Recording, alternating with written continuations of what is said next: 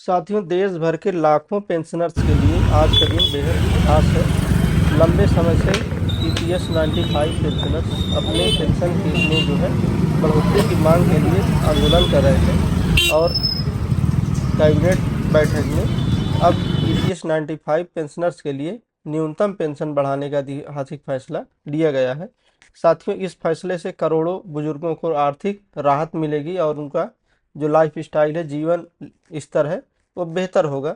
सरकार का साथियों यह जो है सामाजिक कदम और वरिष्ठ नागरिकों के लिए सम्मान की दिशा में बड़ा बदलाव माना जा रहा है। अब तक ईपीएस 95 के तहत पेंशनर्स को बहुत कम जो है पेंशन मिलती थी, जिससे उनकी डेली की जो ज़रूरतें थी वो भी पूरी नहीं हो पाती थी। साथियों, महंगाई और बढ़ती ज़रूरतों के बीच यह रकम बहुत छोटी थी। पेंशनर्स संगठन लगातार सरकार से न्यूनतम पेंशन बढ़ाने की बात कर रही थी और आंदोलन भी किए जा रहे थे। तो जबकि कैबिनेट बैठक अभी हाल ही में संपन्न हुई है, जिसमें पेंशनर्स के चेहरे पर खुशी जो है लौट आई है। साथियों, सरकार ने उनकी मांगों को मान लिया है। साथियों नमस्कार, आपका स्वागत है आपके अपने चैनल मोबाइल साथी में। आज हम बात करने वाले हैं ईपीएस 95 के जो है बारे में।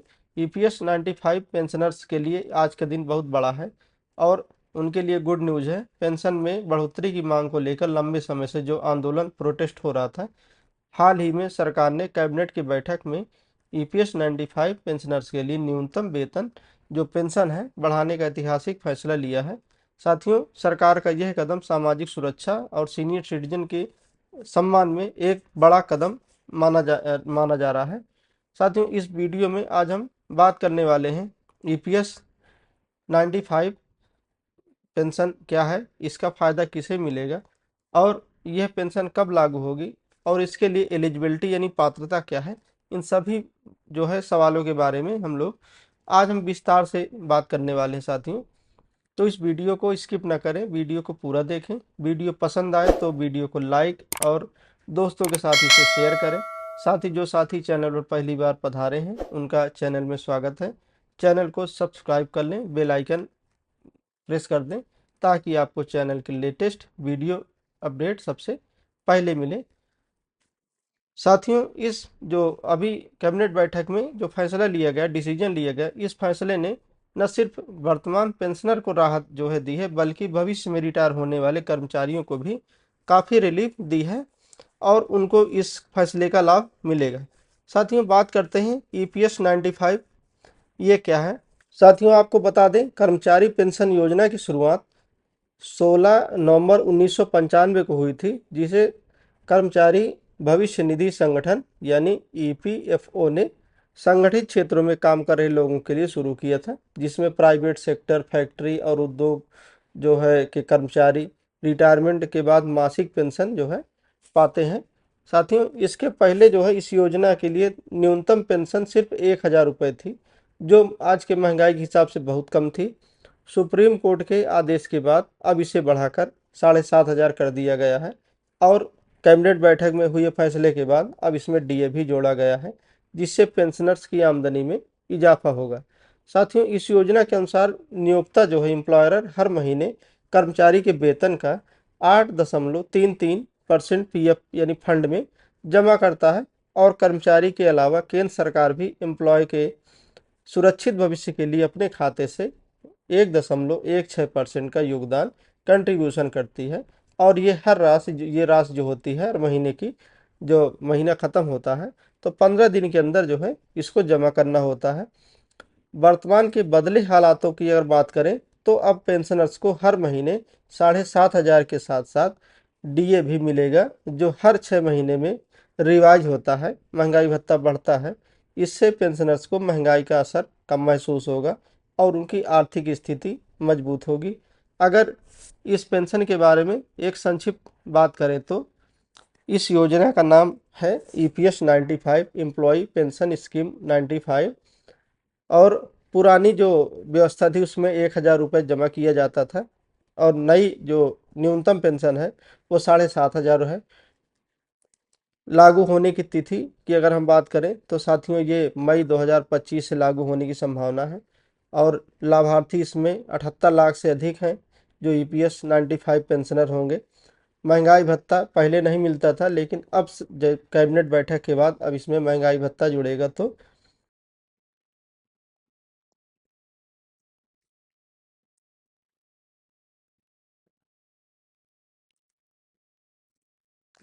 जिससे पेंशनर्स के पास थोड़े अधिक पैसे आएंगे और उनका जीवन स्तर भी बेहतर होगा, ऐसा मानना है। एक रिपोर्ट्स के अनुसार ईपीएस पेंशन में जो है 650% की भारी बढ़ोतरी हो सकती है। इसलिए ऐसा कहा जाता है क्योंकि एक संसदीय समिति यानी ईपीएस संशोधन का जो मूल्यांकन करने जा रही है, ऐसा ऐसी जो है न्यूज आ रही साथियों। तो अभी पेंशन और बढ़ने की संभावना है। साथियों, ईपीएस 95 पेंशन की बढ़ोतरी जरूरी क्यों थी? साथियों, इसलिए जरूरी थी ये पेंशन, बहुत समय से कर्मचारी जो है आंदोलन लगातार कर रहे थे कि उनकी पेंशन बहुत कम है। पेंशन कम होने से महंगाई में लगातार बढ़ोतरी हो रही थी और पेंशन वहीं की वहीं थी, और उनको जो डेली ज़रूरतें थी, दवाइयाँ, राशन, बिजली, किराया जैसे जो बुनियादी चीज़ें थीं, वो उस पेंशन से भी कैरी नहीं कर पा रहे थे। साथियों, ईपीएस 95 के तहत अधिकतर पेंशनर्स को चूंकि 1000 से 2000 के बीच में ही पेंशन मिलती थी, जिससे उनका गुजारा करना बड़ा मुश्किल था। और रिटायरमेंट नागरिकों के एक रिस्पेक्ट की भी बात थी कि रिटायरमेंट कर्मचारी ने जिंदगी भर देश की सेवा की और उसने जो है सम्मानजनक जो जीवन जीने का जब टाइम आया रिटायरमेंट के बाद, तो 1000 और 2000 में भला कैसे कोई सम्मानजनक जो है अपना जीवन गुजार सकता है। इसके साथ साथियों, पेंशन संगठनों ने इसकी डिमांड बहुत समय से जो है कर रखी थी। कई वर्षों से ईपीएस 95 पेंशनर संगठन न्यूनतम पेंशन की डिमांड कर रहे थे, जिसे जो है अब केंद्र सरकार ने मंजूरी दे दी है, मान लिया है। और उनको आर्थिक सुरक्षा के लिए जो है पेंशन में बढ़ोतरी करना उन्होंने सही समझा, और उन्होंने कैबिनेट की बैठक में इस पर जो है हरी झंडी दे दी है।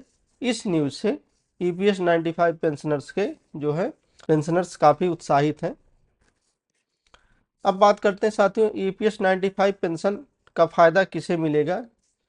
ईपीएस 95 हाइक 2025 यानी इस पेंशन का लाभ साथियों मिलेगा ऐसे लोगों को जो textile mill, sugar factory, engineering firm के रिटायरमेंट कर्मचारी हैं, सरकारी विभागों के कॉन्ट्रैक्ट और आउटसोर्सिंग कर्मचारी हैं, प्राइवेट कंपनियों के छोटे कर्मचारी, लॉजिस्टिक्स, पीएफ, सीजी, सिक्योरिटी आदि पे जो काम कर रहे थे वो रिटायर हुए हैं।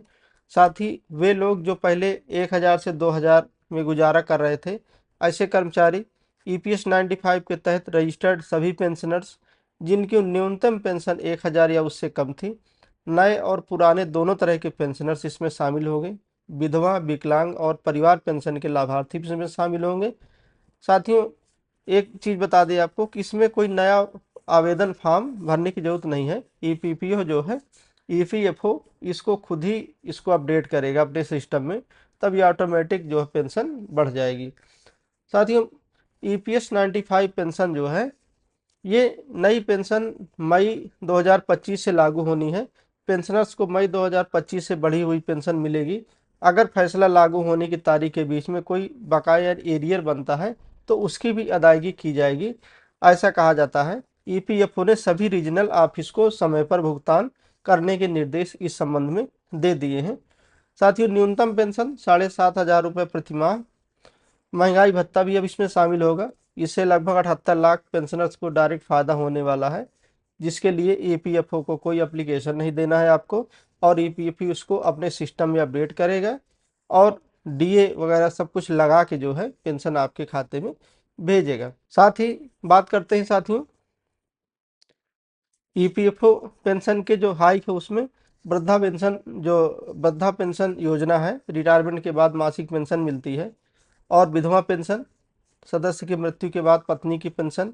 परिवार पेंशन, सदस्य की मृत्यु के बाद परिवार को पेंशन मिलती है। विकलांग पेंशन, कर्मचारी के विकलांग होने पर पेंशन मिलती है। और बाल पेंशन, सदस्य की मृत्यु के बाद उसके बच्चों को मिलती है। इन सभी पेंशन पर अब जो है अभी जो हाल की जो डिसीजन आया है तो उसका लाभ मिलेगा, यानी इन सभी पेंशन पर डीए लगा करके मिलेगा।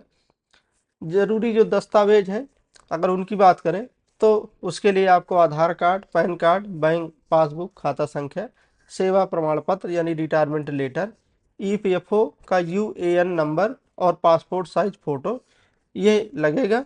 तो आप इससे जो है अपना डिटेल्स वगैरह अपडेट कर सकते हैं ऑफिस में जाकर। पेंशन जो हाइक हुई है उसके लिए आपको बता दें कि इसके लिए कोई नया आवेदन नहीं करना है। ईपीएफओ खुद ही सभी योग्य पेंशनर्स के खाते में बढ़ी हुई राशि को ट्रांसफ़र करेगा। तो इसलिए बार बार आपको बता दें कि इसके लिए कोई आवेदन नहीं करना है, क्योंकि बहुत सारे साथी हो सकता है कि इसकी जानकारी उन्हें न मिले और वो ईपीएफओ कार्यालय में एप्लीकेशन के लिए पहुंच जाए। हाँ, एक काम ये कर सकते हैं कि बैंक डिटेल्स को अपडेट कर लें।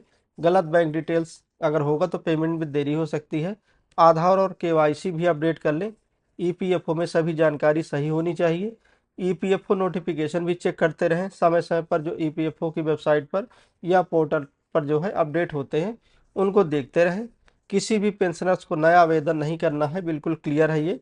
ईपीएफओ खुद ही सभी पात्र पेंशनर की राशि बढ़ाकर बैंक खाते में क्रेडिट करेगा। पेंशनर्स को मई 2025 में अपने बैंक खाते में बढ़ी हुई पेंशन दिखेगी। ईपीएफओ की वेबसाइट पर बैंक डिटेल से पेंशन स्टेटमेंट भी आप चेक कर सकते हैं।